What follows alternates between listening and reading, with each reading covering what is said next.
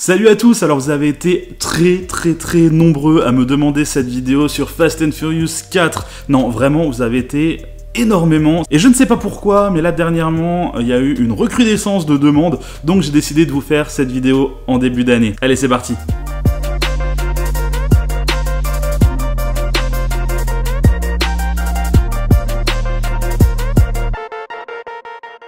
Alors on va commencer tout de suite avec la première voiture qui apparaît à l'écran, j'imagine que vous vous en souvenez tous, c'est la Buick Grand National GNX. Alors je pense que mettre cette voiture dès le début du film, c'était pour indiquer le léger changement de direction que la licence était en train de prendre. En effet, la production ne voulait plus uniquement se focus sur des voitures tuning, sur des tuners japonais, mais également embrasser la culture muscle car, voire la culture supercar, comme on a pu le voir sur les opus qui sont arrivés par la suite.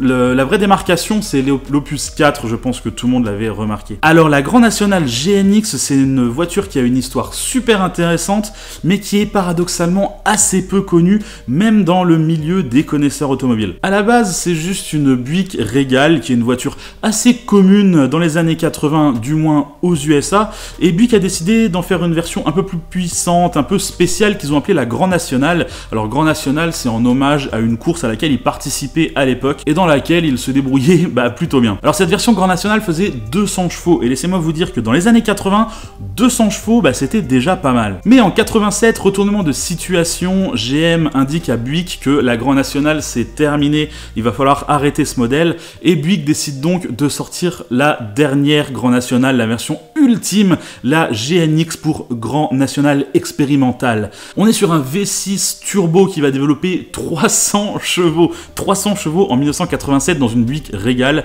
c'est de la folie. À l'époque, il n'y avait pratiquement rien qui était capable de rivaliser avec cette voiture. À la base, ça devait être une version limitée à 200 exemplaires. Finalement, ils iront jusqu'à en produire 547, mais pas une de plus. Donc c'est une voiture qui est vraiment rare et très recherchée par les collectionneurs. Donc maintenant, on comprend mieux pourquoi les scénaristes de Fast and Furious ont décidé d'utiliser ce modèle en début de film pour expliquer un petit peu aux viewers qu'on n'allait plus être uniquement sur du tuners japonais. Bon, je dois vous faire une confidence, à l'époque, quand le film est sorti, tout le monde a considéré que c'était une Grand National GNX, même moi en la voyant, elle avait vraiment des airs de GNX.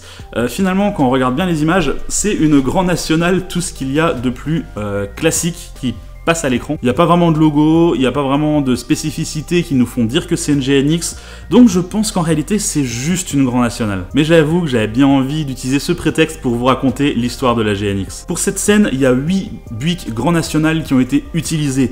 Je le sais car je suis tombé sur la car list de Fast and Furious 4. Malheureusement, elle n'est pas complète, mais ça va beaucoup nous aider dans nos recherches. Alors certaines Grand National avaient le V6 turbo d'origine, d'autres avaient un V8 Chevrolet, et enfin, il y en avait deux qui avaient un V6 Atmo. Vous allez me demander pourquoi? Eh bien parce que le turbo a dû être retiré car d'énormes modifications structurelles y ont été apportées. Vous commencez peut-être à voir de laquelle Grand National je veux parler. Bien sûr, je veux parler de celle qui est utilisée dans toute la scène où Dom est en marche arrière et il essaie de récupérer Mia qui est bloquée sur un camion.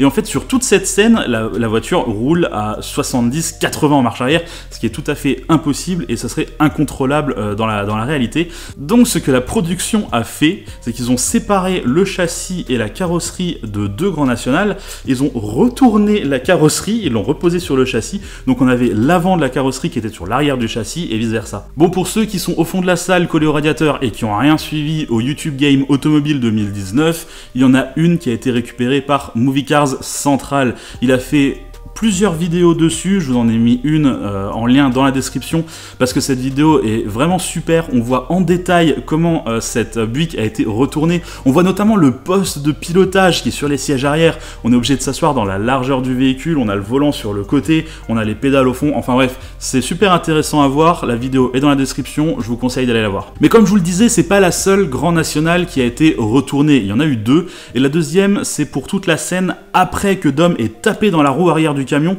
donc tout le côté de la Grand National est abîmé et c'est la deuxième qui a été utilisée, elle est actuellement en vente au Orlando Auto Museum. Ok, donc les deux là on les a retrouvés, on peut les barrer de la liste. D'ailleurs, celle en vente par le Orlando Auto Museum, je vais vous mettre un lien également dans la description, que vous puissiez aller voir les photos. Je vais essayer de vous blinder de liens la description, je l'avais pas fait sur les vidéos précédentes et je le regrette un peu. Je pense que ça peut être intéressant aussi pour ceux qui veulent chercher un peu plus loin. Ensuite, la Grand National Hero Car a été exposée pendant 2 ans à Universal Studios, puis ensuite elle a été vendue aux enchères par Make-Em Auction. Sur les photos, elle a l'air magnifique, il est indiqué qu'elle est équipée du V6 Turbo d'origine.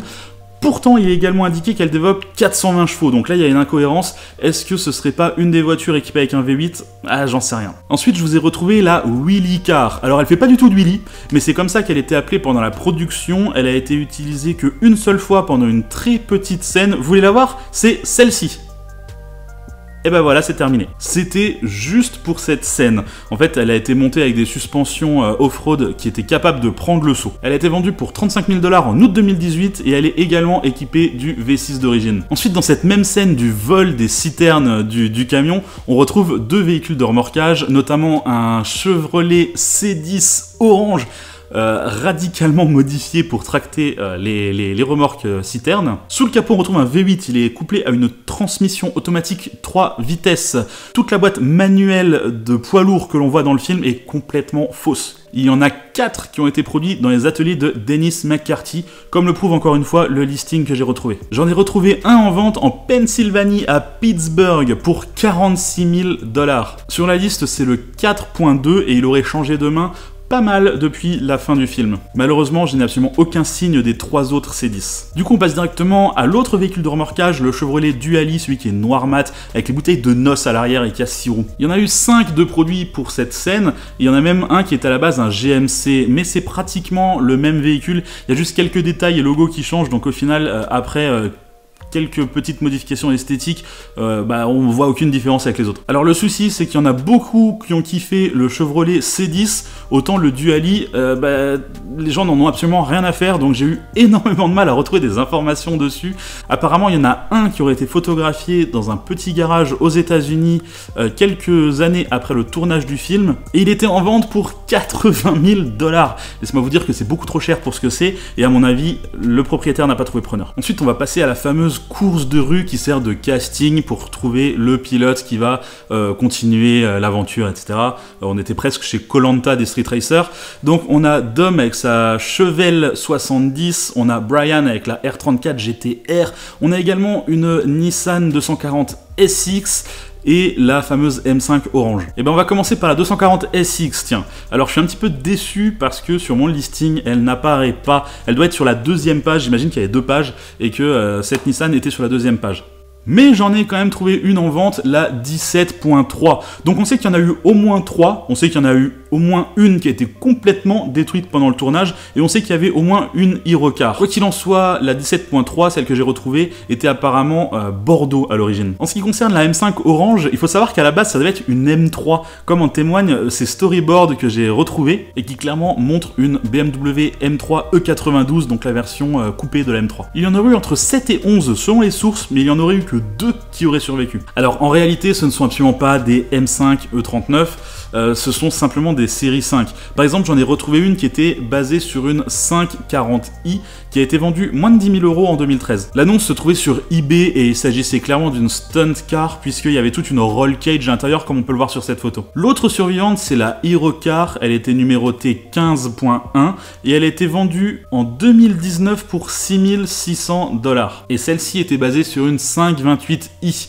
Comme c'est la Hero Car, elle était plutôt utilisée pour les scènes statiques, donc on n'était pas obligé d'avoir un des plus gros moteurs. Désormais, je vous propose qu'on se penche sur le sujet un petit peu plus épineux de la R34 GTR de Brian. Alors, 9 véhicules ont été utilisés pour cette scène. Il y avait 6 Skyline GT-T, donc la version moins performante que la GTR et surtout beaucoup moins chère, donc pour la production, c'était quand même beaucoup mieux. Et elles ont simplement été camouflées avec des kits pour les faire ressembler à des GTR. Sur ces 6 GT-T, il y en aurait 2 qui auraient survécu et les 4 autres ont été détruites pendant le tournage. Il y a également une 240 SX qui a été utilisée afin en gros de la couper en deux et de filmer toutes les scènes intérieures. On va essayer d'avoir une petite photo pour vos yeux ébahis. Il y a une véritable R34 GTR qui a été louée par la production. On la retrouve d'ailleurs sur la car list sous le nom de Kaizo Skyline GTR 2008 C'est un peu étrange, n'est-ce pas? Alors il faut savoir que Kaizo, c'est un importateur qui est basé aux USA, mais aux USA, il est reconnu comme constructeur afin de pouvoir importer les voitures. C'est pour ça que ce n'est plus une Nissan, mais c'est une Kaizo. En fait, eux, ils importent uniquement le châssis, et de l'autre côté, ils achètent un moteur et une transmission. Donc ça fait qu'ils construisent une voiture aux USA et ils peuvent l'immatriculer comme une voiture neuve. C'est pour ça qu'elle est de 2008 et c'est pour ça qu'elle s'appelle une Kaizo. Je vous ferai une vidéo là-dessus, je vous l'avais promis dans une autre vidéo, ça va venir parce que c'est super intéressant, notamment avec l'histoire de Motor X, etc. Tout l'import des Skyline GTR aux USA, c'est un polar, quoi. D'ailleurs, je vais vous raconter quand même une petite histoire. Kaizo était reconnu comme constructeur, c'était légal, etc., c'était encadré. Cela dit, le gouvernement américain s'est pris d'une petite folie vers 2010-2011 et ils se sont mis à saisir les Skyline GTR importés par Kaizo, comme quoi finalement elles n'étaient pas légales. Et comme on l'a vu dans la vidéo de Fast and Furious 1, si vous saisissez une GTR, en général, il l'écrase. C'est ce qui est arrivé à la R33 jaune qu'il y avait dans Fast and Furious 1. Et là, il faut savoir que la fameuse GTR e-Rocar de location qui avait tourné dans Fast and Furious 4, eh ben, elle était chez Kaizo à ce moment-là, donc elle a été saisie par la justice. On a une photo ici où elle est sur un parc à côté d'une GTR rouge qui a été saisie également. Alors, je crois savoir que la rouge, c'était une GTT qui avait été transformée en GTR, mais bref, en gros, c'était des voitures qui ont été saisies par le gouvernement américain et qui devaient être écrasées. La e-Rocar GTR, une véritable GTR du film Fast and Furious 4, a failli être écrasée. Ils l'ont sauvée de justesse, mais vraiment de justesse. Ils ont réussi en gros à l'exporter en Europe et maintenant elle est en vente depuis quelques temps en Allemagne pour une somme assez rondelette. Elle est en vente depuis 2013, elle n'est toujours pas vendue, donc imaginez un petit peu le prix. Selon les sources, elle serait en vente soit à 750 000, soit à 1 million, soit même elle aurait été expertisée jusqu'à 5 millions d'euros. Laissez-moi vous dire que c'est quand même vraiment très cher, même pour une voiture aussi mythique. Alors je vous ai parlé de 9 véhicules qui ont été utilisés pour la R34 GTR, mais pour l'instant on n'en est qu'à 8, hein, si vous avez correctement compté. En fait, la dernière, c'est une version buggy. Oui, ils ont acheté en gros une carrosserie de Skyline GTR et ils ont posé ça sur un buggy Volkswagen pour toute la scène où en gros, Brian descend de la route secondaire et il descend comme ça jusqu'à l'autoroute. Et bien là, pour pas complètement ruiner le véhicule, il fallait une version buggy. Et d'ailleurs, je vais retrouver une petite vidéo de cette version buggy. C'est assez drôle de voir une Skyline avec un moteur de coccinelle dans le coffre, hein. Je vous laisse apprécier ça 2 minutes. Je vous ai également expliqué qu'il y avait eu 6 Skyline GTT transformés en GTR et qu'il y en avait 2 qui avaient survécu. Et qu'est-il advenu de ces 2? Alors, il faut savoir que juste après la production du film, il y en a une qui a été volée dans un des hangars de Universal Studios. C'est-à-dire qu'il y a des mecs qui se sont introduits dans un hangar où les voitures de film étaient stockées et ils ont été volés cette GTT déguisée en GTR. Bon, ils sont assez mauvais les mecs parce qu'en sortant du hangar, ils ont réussi quand même à taper une Studebaker Silverhawk et une Porsche Boxster. Alors la Porsche Boxster, j'ai beau être porschiste, je m'en fous un peu, mais la Studebaker Silverhawk, abîmer un modèle aussi mythique, aussi exceptionnel, ça fait quand même mal au cœur. Bon, dans cette course, il y a Dominique Toretto qui a également une Chevrolet Chevelle des années 70. Alors je ne parle pas de la rouge que l'on voit en République Dominicaine parce qu'on la voit que très peu et elle apparaît dans le listing, mais on ne sait pas exactement ce que ces voitures sont devenues. Par contre, j'ai envie de vous parler de la grille mat qui est utilisée pendant la course. Il y en aurait eu donc 6 de produites avec des V8 GM. Alors j'ai retrouvé la 7.6 qui était en vente en 2015. Je sais que c'est la 7.6 puisqu'en utilisant le listing, je me rends compte qu'il y en a une seule qui datait en fait de 71. Toutes les autres étaient de 70 et celle qui était en vente, eh ben, c'était une 71. Donc on sait que c'était celle-ci. On sait même que c'était la Willy Car. Et donc la Willy Car, c'est celle qui était sur cette photo. Cette photo date de l'époque de la production du film et on voit à quel point il y avait eu une modification châssis assez énorme. En fait, ils viennent mettre... comment vous expliquer ça ? En fait, ils viennent modifier le châssis en venant mettre des grandes barres qui viennent jusqu'au pare-brise, hein, c'est vraiment des barres qui vont jusque là, et ensuite on a une barre avec un certain angle qui vient un peu comme ça, et il y a un énorme poids à l'arrière de la voiture. C'est-à-dire que dès qu'on accélère, la voiture entre dans une sorte d'équilibre, et en fait elle peut se lever, mais même à très très faible vitesse, dès qu'on commence à accélérer, la voiture se lève. Et c'est pour ça qu'on appelle ça une wheelie car. Bon, je suis désolé, j'ai pas acheté une Chevelle exprès pour la vidéo, donc j'ai utilisé la Jaguar de James Bond que j'avais déjà utilisée dans une autre vidéo. Bon, quoi qu'il en soit, toutes ces modifications ont apparemment été complètement supprimées sur la voiture qui est en vente, puisqu'elle paraît complètement d'origine. Alors j'aimerais quand même voir la gueule du châssis en dessous, parce qu'en général, sur les voitures de film, les mecs, ils y vont pas de main morte. Si on en croit toujours ce listing, la 7.2 aurait survécu également. Elle est peut-être encore chez Universal, là pour le coup, j'en sais rien. On va un petit peu avancer dans l'histoire et on va parler de la voiture du méchant du film, Phoenix. Phoenix qui s'écrit avec un F d'ailleurs, je m'en suis rendu compte sur le listing toujours. Pour moi j'aurais écrit ça PH, mais pourquoi pas. Donc sa voiture c'est une Ford Torino de 72 qui est assez salement amochée dans la dernière partie du film.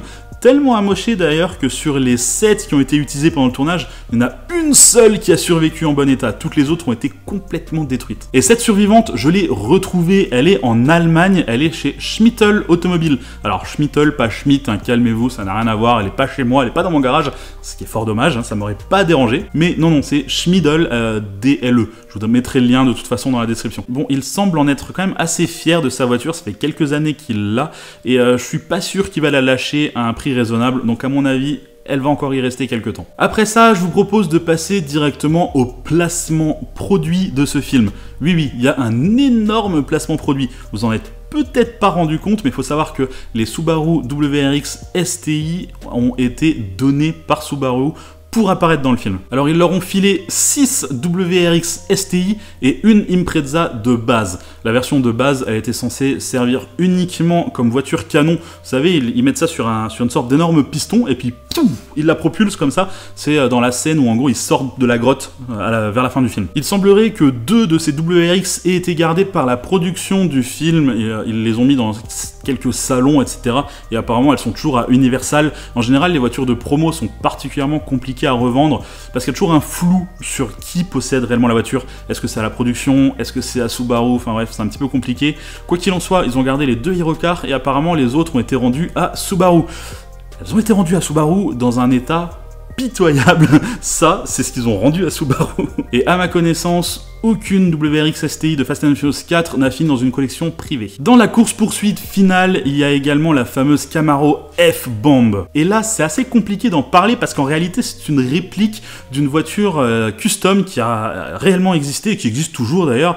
C'est la fameuse Camaro F-Bomb qui a été produite par Hot Rod Magazine. Hein. En gros, le directeur de Hot Rod Magazine a fait construire cette voiture. Elle fait en réalité 1500 chevaux. Le but, c'était de construire une voiture capable d'aller sur la drag strip, mais d'y aller en gros en roulant sur la route normale. Ce mec en question, c'est David Friedberger, et c'est également le mec qui gère la chaîne YouTube Roadkill.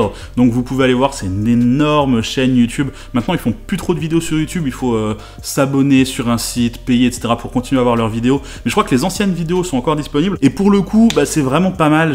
J'aimais beaucoup ces vidéos à l'époque où ça passait sur YouTube. Donc la production a en gros acheté les droits de reproduire cette voiture. Ils en ont fait 6 en tout, avec des motorisations beaucoup plus modestes que la vraie.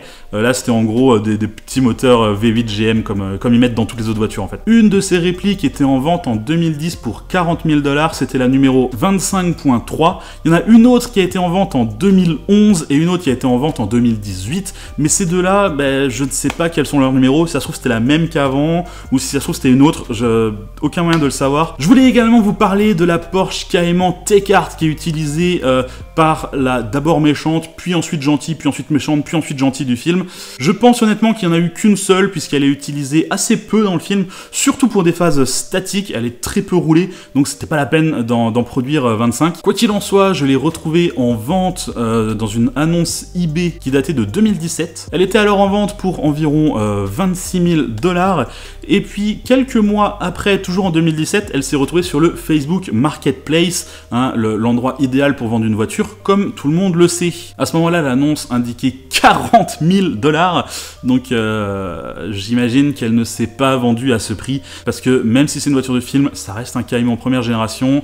En plus, c'était une voiture très secondaire dans le film. Donc on va peut-être un petit peu se calmer quand même. Bon, on a pratiquement fini, mais pour les plus observateurs d'entre vous, vous avez sûrement remarqué tout en bas de la liste deux voitures dont je n'ai pas parlé, une Toyota Supra et une Mitsubishi Lancer. Est-ce que vous vous souvenez de ces voitures dans le film ? Non, vous ne vous en souvenez pas, c'est parce qu'elles ne sont absolument pas apparues. C'est des voitures qui finalement n'ont pas été utilisées, d'ailleurs elles ont aucune remarque pour savoir si c'est une stunt ou une hero car, donc j'imagine que très tôt dans la production, il a été décidé de ne pas les utiliser, donc les voitures n'ont même pas eu vraiment de rôle désigné, il n'y a même pas vraiment de conducteur désigné, donc elles n'ont simplement pas été utilisées. Cela dit, si vous êtes curieux, je peux tout de même vous montrer à quoi la Mitsubishi Lancer était censée ressembler, puisqu'on la voit en test dans une vidéo qui est disponible sur les bonus du DVD. Donc la voilà, elle était esthétiquement très discutable, hein, avec ce jaune et ce bleu. On va se dire que si ça se trouve la décoration n'était pas définitive, qu'il comptait peut-être la retravailler avant le film, mais voilà ce que ça aurait pu être. D'ailleurs vous l'avez peut-être remarqué, mais dans Fast and Furious 4, les voitures sont beaucoup moins décorées avec des stickers que les versions précédentes. Il faut savoir que c'est Paul Walker qui a insisté pour que les voitures n'aient pas de déco, notamment la R34 GT-R bleue qu'il utilise dans le film. C'était assez important pour lui que cette voiture n'ait pas de déco. Il trouvait que c'était un petit peu dépassé maintenant les décos, il la voulait telle quelle. Et on le comprend parce qu'elle était quand même beaucoup plus jolie. Petite photo finale, ça a été pris dans les hangars de Universal pendant le tournage du film. On voit la GT-R bleue utilisée pendant le film et la GT-R blanche que l'on voit juste à côté, c'est la voiture de Paul Walker. Hein. Il venait avec cette voiture sur le tournage et montait ensuite dans la bleue pour tourner les scènes du film. Bon, cette vidéo sur Fast and Furious 4 est terminée. Je vous invite, comme d'habitude, à regarder d'autres vidéos et à vous abonner si ce n'est pas déjà fait. Allez, salut!